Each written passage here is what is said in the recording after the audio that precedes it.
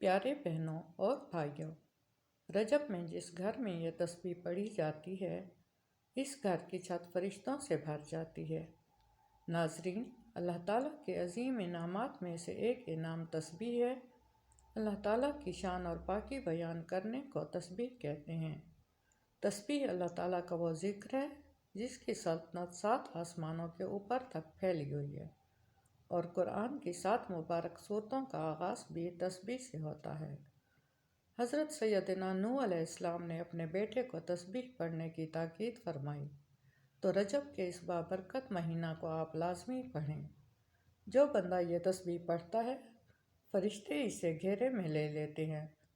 حضرت ابو ہریرہ رضی اللہ تعالیٰ عنہ اور حضرت ابو سعید خضری رضی اللہ تعالیٰ عنہ سے روایت ہے کہ رسول اللہ صلی اللہ علیہ وآلہ وسلم نے فرمایا کہ جہاں اللہ کا ذکر ہوتا ہے اس جگہ کو فرشتے گھیر لیتے ہیں، یعنی ان پڑھنے والوں کی مجلس میں شامل ہو جاتے ہیں، پھر ان کے لیے دعائیں مانگتے ہیں۔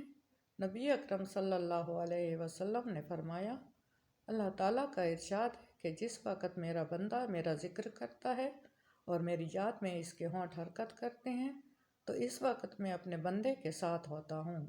تو آپ نے رجب کے مہینہ میں یہ تسبیح پڑھنی ہے۔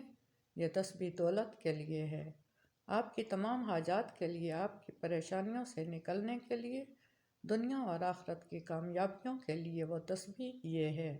سبحان اللہ و بحمدہ 100 مرتبہ اس تسبیح کو رجب کے مہینہ میں پڑھیں۔